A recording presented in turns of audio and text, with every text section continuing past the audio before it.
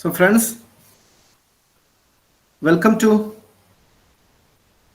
this lecture on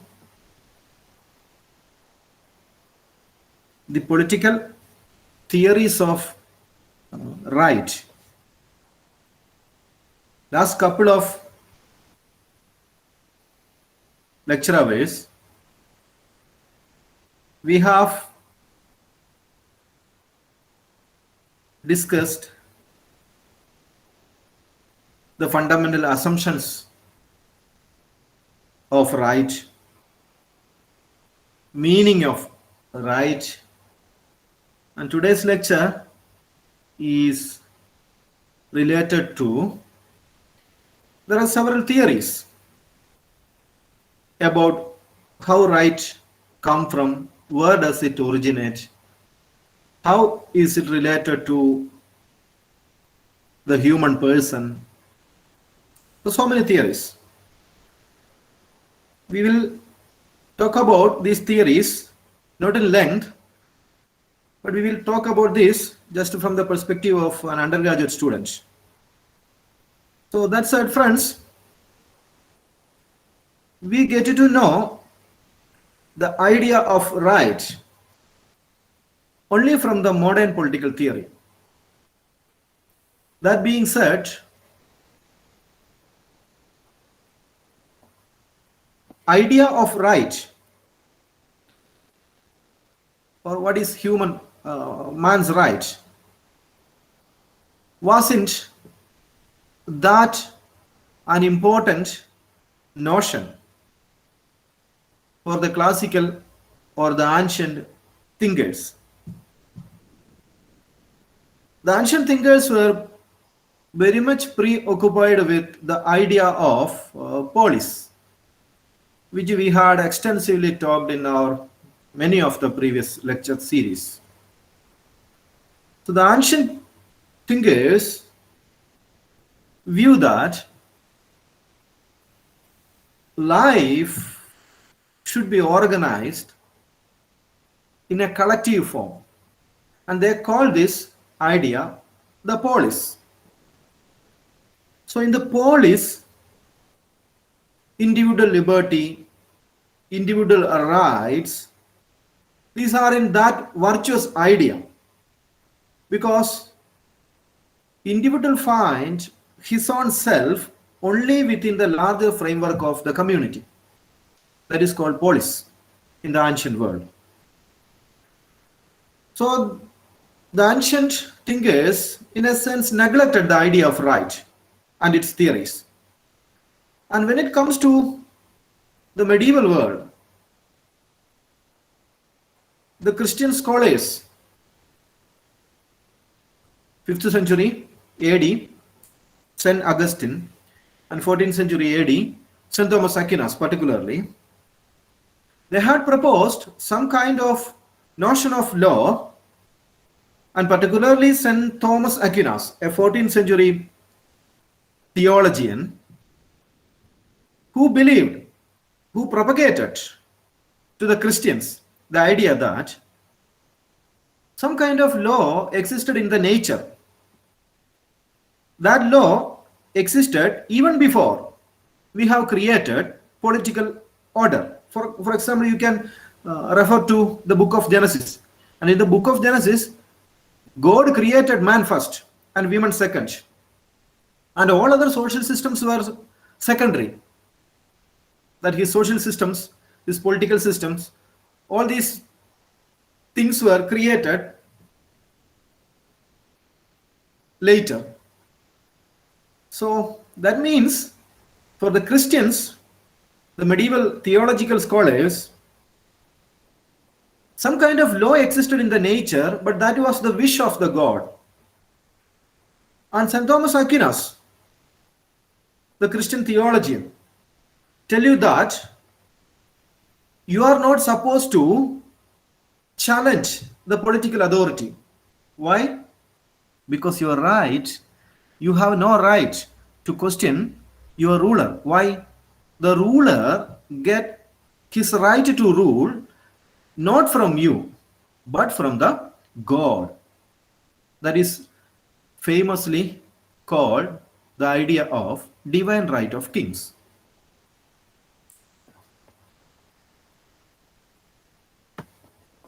And individuals have some kind of natural rights. These natural rights derive from what may be called natural laws, but in the natural rights of the citizen, they are not supposed to question the political authority, because the political authority is the will of the God.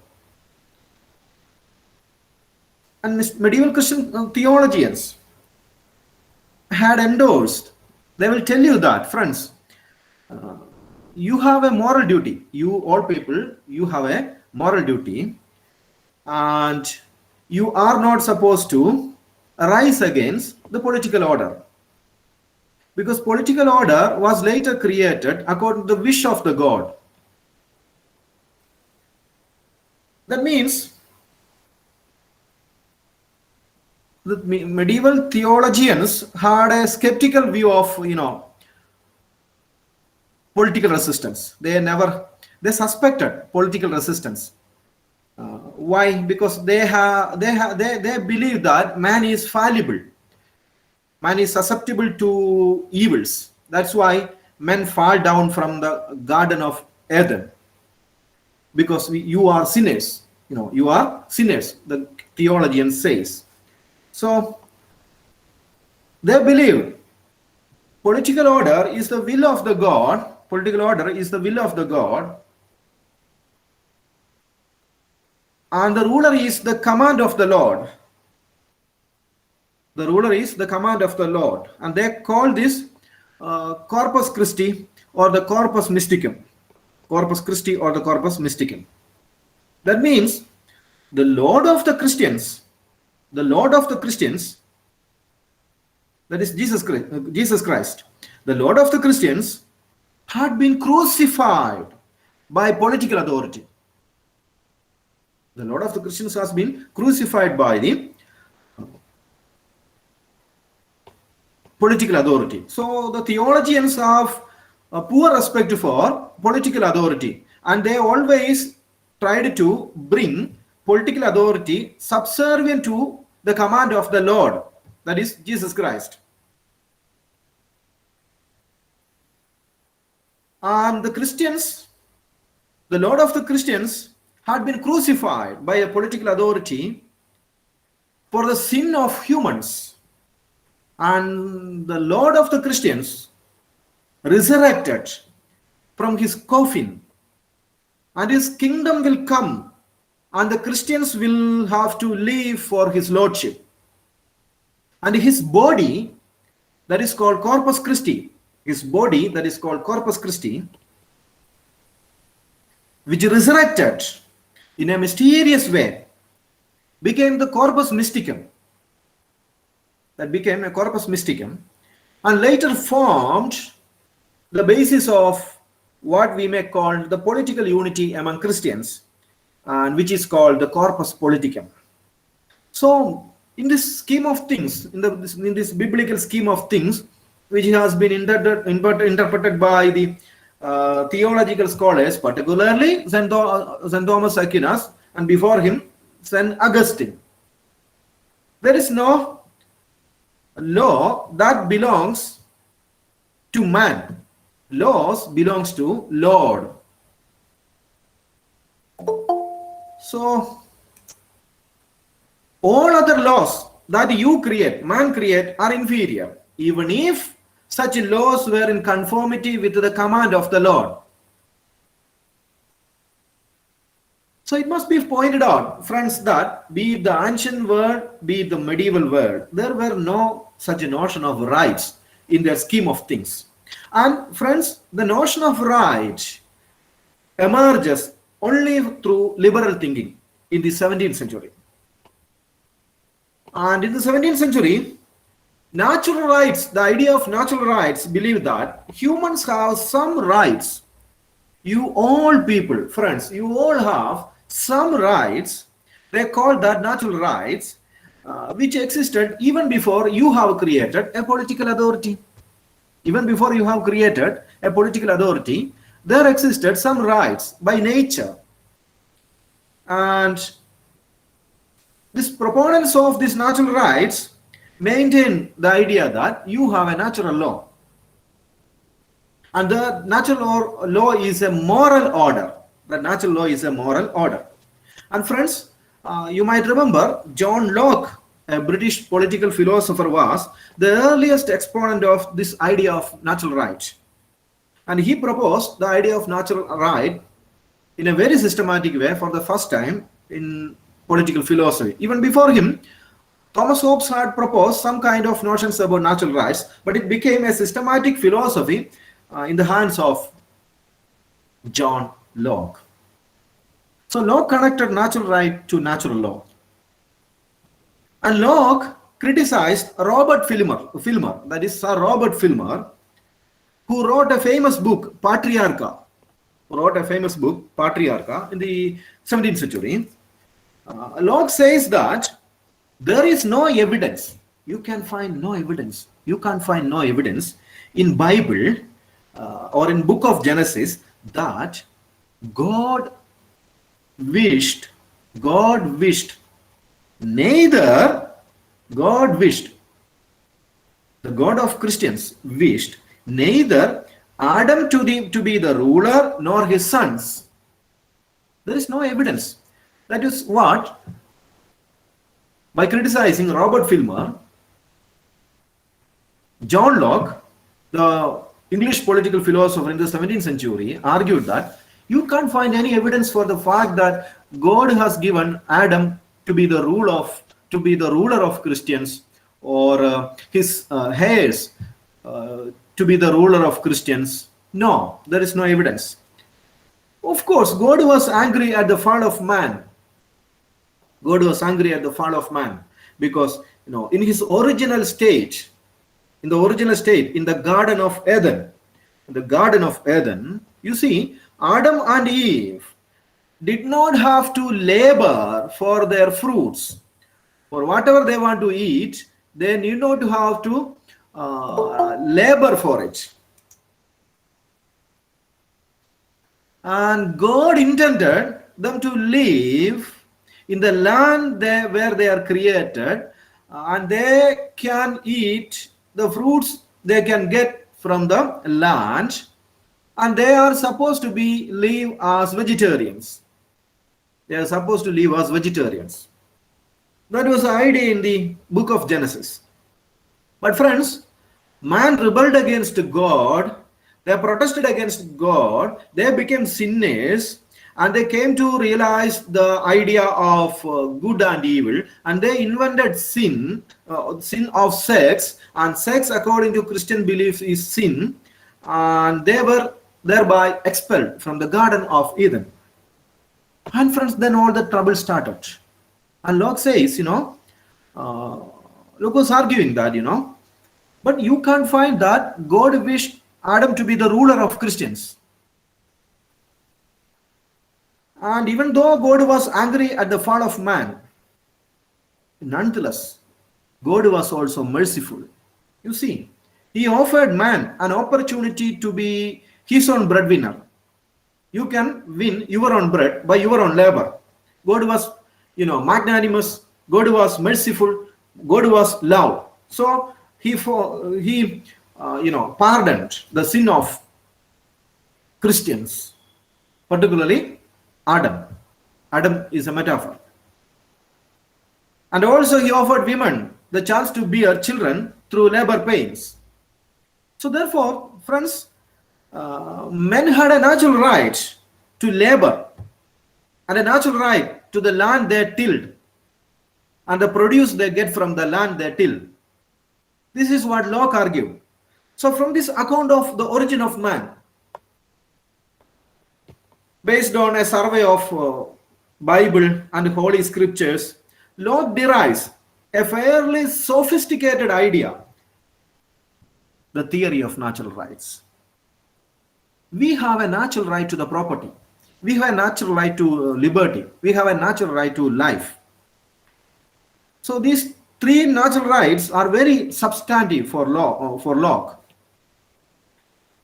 Men's natural reason also tell them that rights are very important. So rights are commonly understood. Rights are commonly understood through the metaphor of a protected territory. Rights are commonly understood as a protected space or territory surrounding each one of you. There is a protected territory in each one of you. It's the imaginary protected territory associated with each one of you, within which you can secure or pursue your ends. So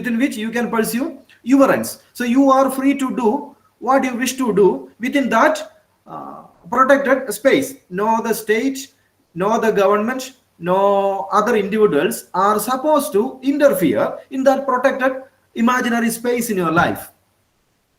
And you are also supposed to respect the same protected territory of other people. Right. So that's why, friends, you have to distinguish between natural rights and legal rights. From this onwards, you should distinguish between the idea of natural rights and the idea of legal rights. So what is natural rights? Natural rights are rights that you derive by the very fact that you are a human. That means if you go to Portugal, if you go to Spain, if you go to Venezuela, friends, you will have certain rights protected even by the government there. Why? Because you are a human being. No matter which nationality you belong, on the planet Earth, you will get some kind of protection. You will have some kind of rights. You will have some kind of liberty. Why? That's very important for your survival. So it doesn't matter whether you have a particular nationality, so you should not be granted any right. No. If you go to the United States of America, if you go to Japan, if you go to Indonesia or Maldives, friends, you will get some kind of right there. The government there will protect you. That is because of the fact that you have a claim to certain things by nature. And law call this claim natural rights because they are God-given. But friends, what is the legal rights? It's quite opposite. What is that? All your rights are rights because it is given by the state. All your rights are rights because that is granted by the state, that is granted by the political authority that man has created. So, in a sense, natural rights is the foundation of liberal individualism, and it is a priori assumption that you don't need any proof that you have certain rights. It's a priori. That is called priori. What is priori? Priori is the idea that you don't need any proof. A right is a priori. What is priori? That existed even before you existed. Right existed even before political authority existed. And no political authority can curtail that right, can destroy that right, it cannot spoil your right.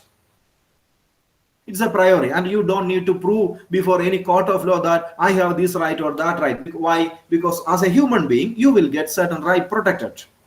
Because even before political authority was created, you enjoyed that right from the nature. Okay.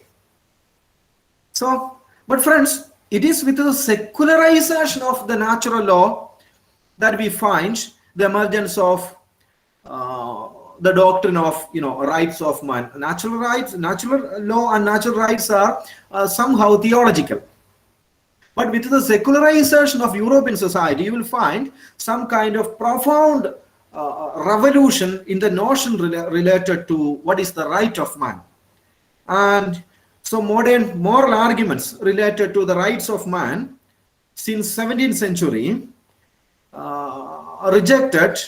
rejected the notion of rights of a traditional type put forward by social contractualists or natural rights theoreticians or natural law theoreticians.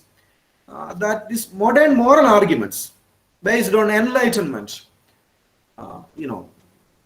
that significantly rejected the notion of mere natural rights For example, utilitarians, an 18th century, school of political thought, they rejected this notion. They argued natural rights is fallacious. It is fallacious. So Marxists even specifically criticize natural rights because it is ahistorical. Natural rights is ahistorical, and it is, it's a wrong assumption. And even conservative writers like Edmund Burke, about whom once I have talked in your class, objected the idea of natural rights on the ground that, the idea of natural rights, that is abstract. An idea of natural rights are established in abstract terms because we don't know what is that. Because Locke says we inherited certain rights from nature. What is that? How we can understand it by our senses? And friends, in the 20th century, logical positivist criticized natural rights. But friends, in the 20th century, mankind faced so many horrors, terrific events such as 2 world wars, and you see, various kinds of totalitarian political ideologies, and all these terrific situation put mankind to think, to explore, to debate more about natural rights. So in the 20th century, again, man got more interest in natural rights. So you can see by 1948, mankind under the leadership of United Nations Organization proclaimed Universal Declaration of Human Rights. So after the World War II, you will see human beings got more interest again in the idea of natural rights. But once it was proposed in the 17th century, later in the 18th, 19th and 20th century beginning, it was rejected by writers. But in the 20th century, second part, you will see there was again an interest in the idea of natural rights. And this idea of natural rights later gave birth to the idea of human rights. So there are, different traditions of right, friends. There are natural rights tradition in political theory of rights. There are utilitarian tradition in political theory of right. There are Marxian tradition in the political theory of right. There are conservative notion of rights. There are Marxist notion of rights. There are legal notion of rights. There are positive notion of rights. You see, there's so many traditions in the political theory of rights. There are, as I told you, there are utilitarian school. Before that, there are natural rights tradition. There are utilitarian tradition, Marxist tradition, conservative tradition, positive tradition, legal tradition. So many traditions. So let us see what is natural rights theory. Just making a reference to this idea, not going into the in-depth discussion. Natural rights theory popularized in the 17th and 18th century. It argued that rights of man are self-evident truth. You enjoy certain rights because you are a human. In other words, rights are not granted by state. Rights are coming from the very nature of man. Your rights are because you are a human being. And it is part of your intrinsic being. It is part of your intrinsic being. Or it got 2 bases. Natural rights got 2 bases. One is contractual basis and second is teleological basis. If you read O.P. Goba's book, you will get more ideas about what I am saying. Contractual basis is the idea that before state came into a reality, before political authority came into a reality, before we formulated a state, we enjoyed certain rights. And we created state just to protect that claims. Why we created state? to protect those claims of right which we enjoyed in a society where there was no state. And John Locke was an exponent of this idea. Thomas Hobbes was an exponent. Later, Jean-Jacques Rousseau was an exponent.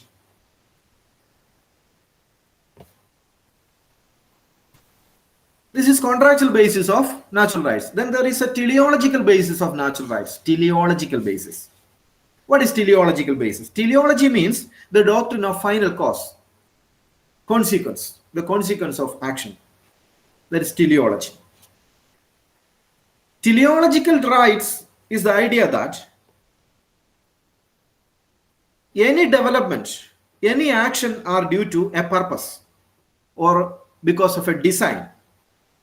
And any action is an action because of the fact that that action serves a particular purpose. Clear? So the teleological views of right is the idea that right got a purpose in human life. Very simple. Right got a purpose in human life. Rights do not depend on any institutional arrangement. Your right is not coming from the institutions you created. Your rights is not coming from the institution you created. All your rights are rights because it got a specific function. And Tom Paine, in his famous book, that book I have already talked in one of my previous classes, The Rights of Man. Tom Paine enunciated the theory of natural rights on teleological basis, and Tom Paine was the first theorist in the world to write a book that exclusively talks about the rights of man. So he put the title like this, The Rights of Man. That was published in 1791. I have told you about this book, which was written as a response to Edmund Burke book on that reflections on French Revolution. And he criticized French Revolution, and as a defense of French Revolution, Tom Paine has written the book Rights of Man, that man got certain rights. And Paine proposed this notion of rights on a teleological base. You all got some rights. Why? Because your right got a purpose in your life. And Paine rejected the social contract theory of right. He rejected the social contract theory of right. And he said, social contract is eternally binding. Social contract is eternally binding and hence a clog on the wheel of progress.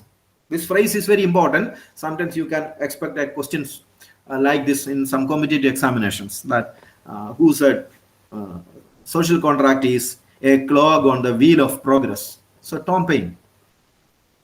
So he said social contract is binding, and so it's a control on, or it's a stumbling block on your human progress. So right should not come through a contract. Instead, he argued that rights are pre-existing in the individual. Rights are pre-existing in the individual. Even before you created state. And another writer who had almost proposed a similar theory about, a teleological theory of right was T.H. Green, and another political philosopher, an idealist. Green argues that rights do not come from any transcendental law, that is natural law or God-given law. Your rights do not come from any transcendental law. Where do your right come from? He asked. And he maintained that your rights come from your moral character. You are a rational human being, and your rights are rights because man himself got a rational mind, and he will respect certain rights of every man from that moral perception. Maybe wrong or right, we don't know. When we look at society from that perspective, we can see that man doesn't possess any kind of moral perception.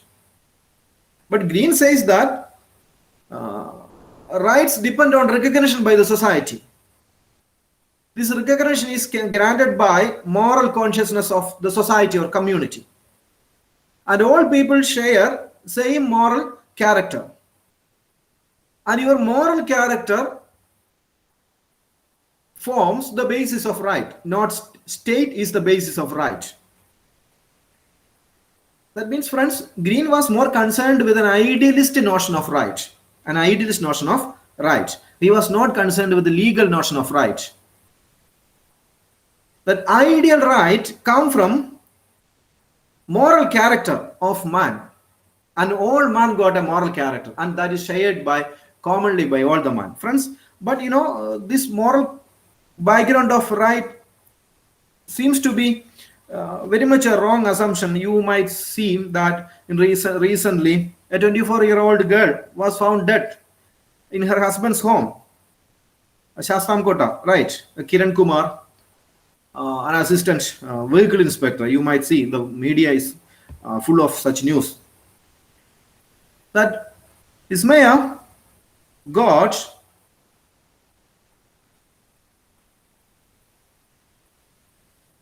one sovereign of God, more than 1 acre of land, and a car as dowry. Her father offered her all this dowry to the man she was married to, Kiran Kumar. And he was asking for more, and that resulted in the death of that, suicide of that girl. You see, and from media report, it was said that one of the reasons why that girl committed suicide is that if I go back to my house, what the society will think of me? That lady, that girl, separated from her husband, and she's a bad woman. She's not good for family. She come out of that contract. She's not good. Because fearing social ostracism. She didn't come to her home. She suffered all the torture, and one day she committed suicide. See, social ostracism, society, society think in a way that particular, in a day resulted in the death of a woman. If society had a moral percept, if society had a moral character, just like what T.H. Green says, then all of us got a moral character that, Vismaya would never have committed suicide. Friends, this is the same thing, in 2020, you might remember Uttara, aged 25, died. She was married to Suraj, who also got huge money as dowry. But later she was died by a cobra venom.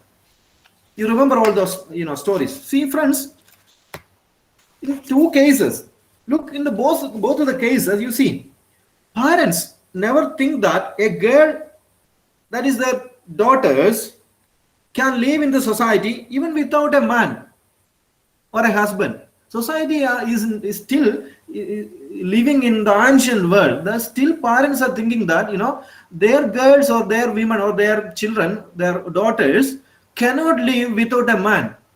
So they take the case of Vismaya. Her parents bought a killer to their daughter. For the killer, the parents paid 101 sovereign, 1 acre of land, more than 1 acre of land, and a 10 lakh priced car. The same thing with Uttara. Parents are buying killers as their husbands. What is wrong with the society? If society got a moral character that T.H. Green emphasized, then parents never realize that women need not to live always under a man or with a man. Man can live without a woman, and women can also live without a man. That is all. Man-woman relationship is always contractual, friends. There is no any inherent or eternal law that man and women are blessed to be together. This is a wrong assumption. There is no such laws. All relationship are contractual. And once you feel that that relationship is not good, you should break that relationship. That is what man is. Man got such a right. That is his human right, right? So here society create notion that girls live to be with a man. This moral percept is wrongly created, friends. So T.H. Green is not always right in that sense, that you got certain right because you got a moral perception. And friends, that is another point of view, and you will get another notion of school of thought, that is theory of legal rights. What is the legal right? You see, legal rights are all rights that you enjoy are because of a state. You never enjoy any right before state was created. You enjoy all the right because you created a state. There can be no right.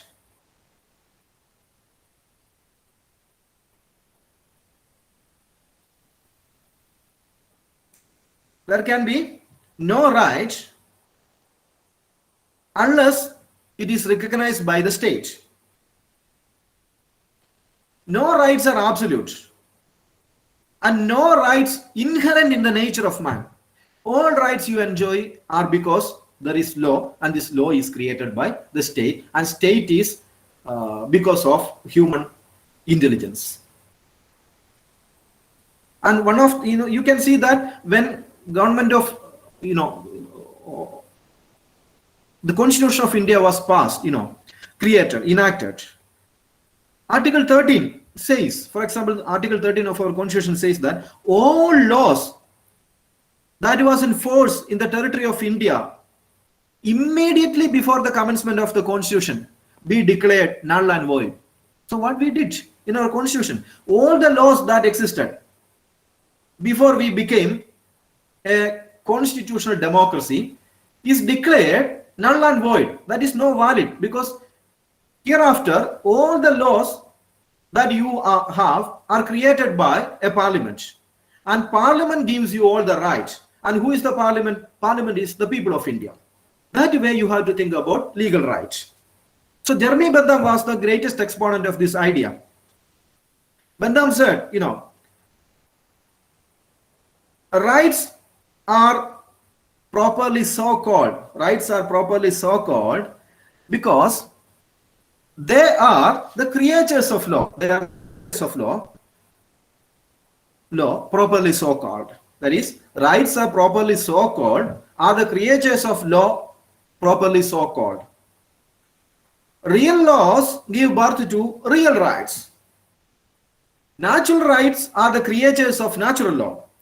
They are a metaphor. Natural rights are a metaphor which derive its origin from another metaphor. They are not real. So he was saying that natural rights are not real because natural rights are based on natural law, and natural law itself is a metaphor. It's not real.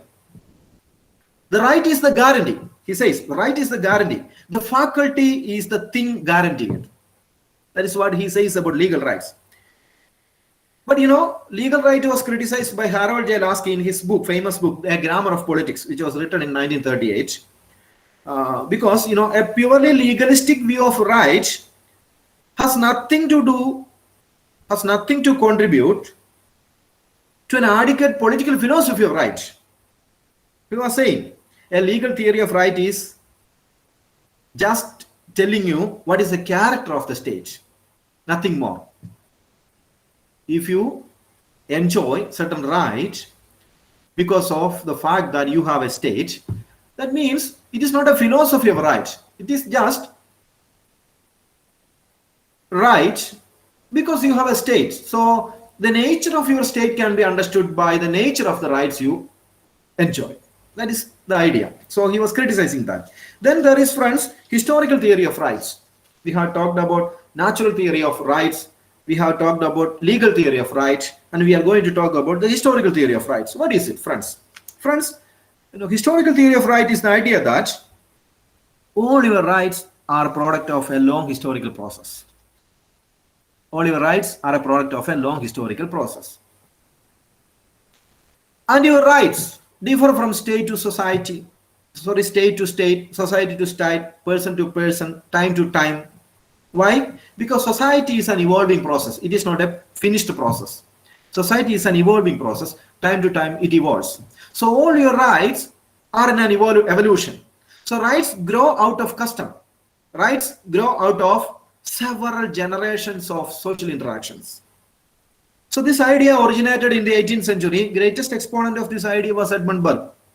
I told you about Edmund Burke, and he criticized, French Revolution. Why? Because he was saying that French revolutionaries were motivated by a conception of natural rights.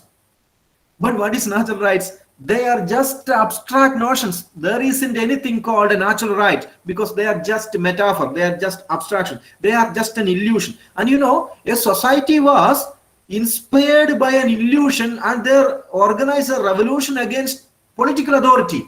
That is nonsense. That is what Edmund Burke said. So all your notions of rights should come through a long process of historical evolution. And he, on the other hand, he justified English Revolution. Why?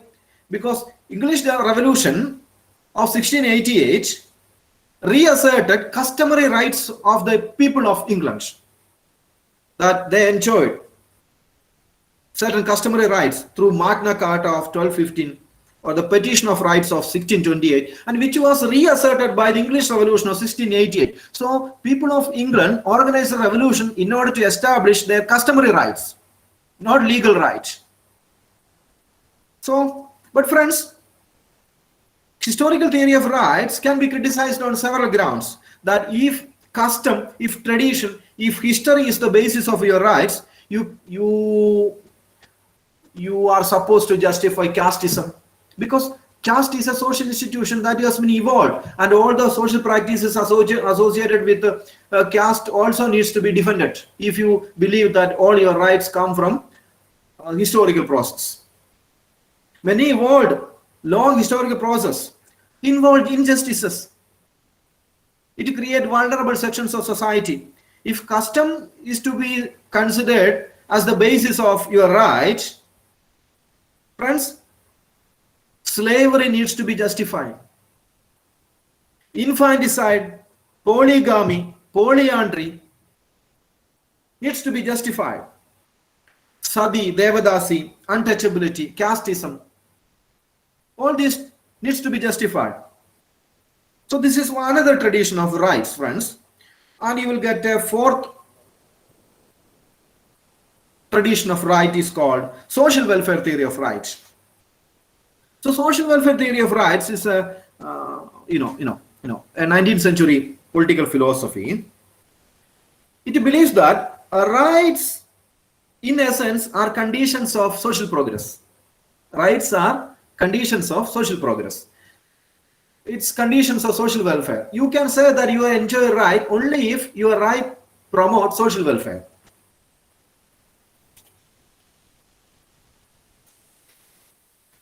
And it says your rights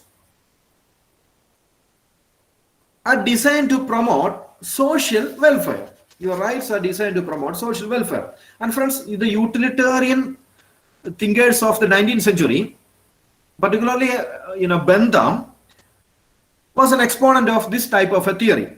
And he postulated the greatest happiness of the greatest number as the basis of legislation. And if laws provide greatest happiness to the greatest number, that should be passed. Because the basis of right is that your right, notion of right, gives maximum happiness to the society to the maximum extent possible. Greatest happiness of the greatest number. Then Roscoe Pound, then Zechariah Chaffee also were the exponents of this social welfare theory of rights, which you can read from the reading file I have shared on Google Classroom, O.P. Gauba, Political Theory. And you see, friends, social welfare theory of rights seems to be based on the theory of rights which justifies the cause of social justice. That justifies the cause of social justice in a sense. This theory eliminates subjective, ambiguous, dogmatic, or static criteria of granting rights. So they reject notion of what may be called teleological basis of right, or a social contract theory of rights, or natural rights theory of rights. Instead, they argue rights in concrete terms on utility basis. So who will decide then the maximum utility of your right? Is it an elite? No, it is not an elite. Bentham says that the greatest happiness of the greatest number should be the formula upon which you legislate. If your decisions brings more happiness to the greatest number in a society, that should be the criteria to formulate laws, to grant right, to grant liberty, to grant freedom. So that means it is not the elite or the rulers that who will decide what kind of rights that you enjoy. No, it is on the basis of a formula called greatest happiness of the greatest number, which we will discuss in some of in your future classes in higher studies. This is a fourth version, and friends, there is a fifth version called social democratic perspective, and this perspective was put forward by Harold J. Lasky. Lasky is famous for his theory of rights.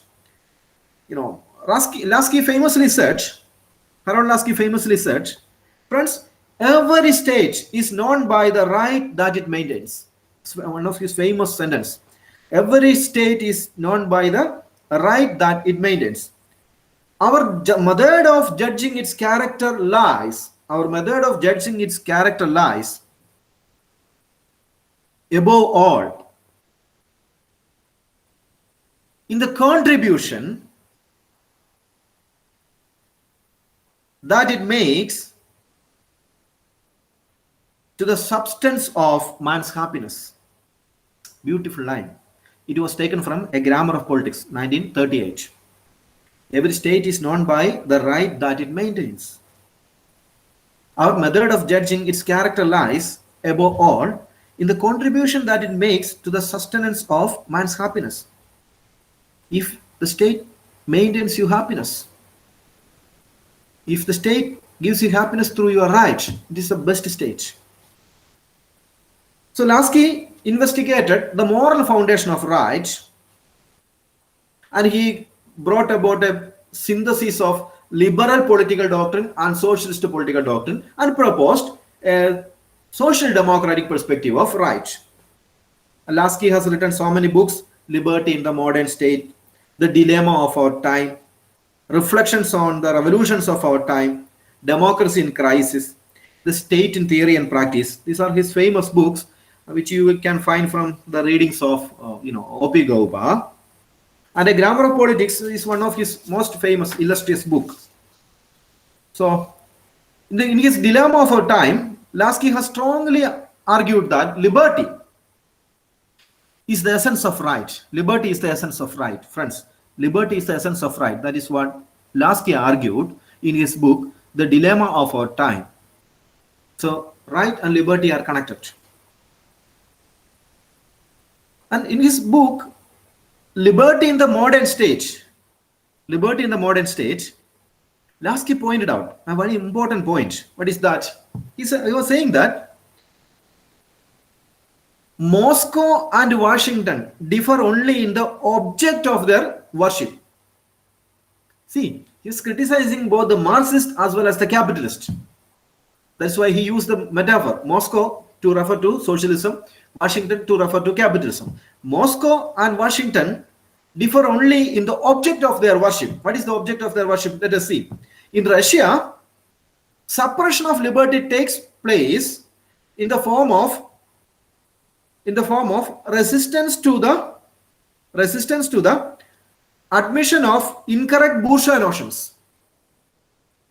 That in the attempt to curtail bourgeois notions, Moscow is suppressing liberty, or Moscow is suppressing your rights. And what in America? America suppress you in the name of inhibition of license. In the name of inhibition of license, America is also suppressing your liberty. So these two notions, two ideological blocks are suppressing your right. That's what Lasky famously said in his book Liberty in the Modern State. So this is a beautiful book. If possible, try to read it. And friends, last school of thought on right is the Marxist theory of right. With this, I will end this lecture. So what is it? Friends, strictly speaking, as in the case of many other social theory concepts, or there is no exclusive Marxist theory of right. Marxists never proposed any concrete theories of right in any of Marx literature.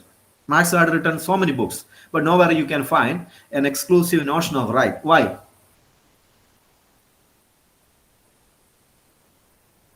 The cause of the rights of man is a bourgeois notion. The right of man is a bourgeois notion. So Marxist theories emerged as a critique of liberal individualism of the 17th century. It emerged as a critique of liberal individualism of the 17th century. And Marx and Engels realized that the so-called rights of liberal society has nothing to offer to man. Why? The so-called rights of man of the liberal society has nothing to offer to man. Why? They said,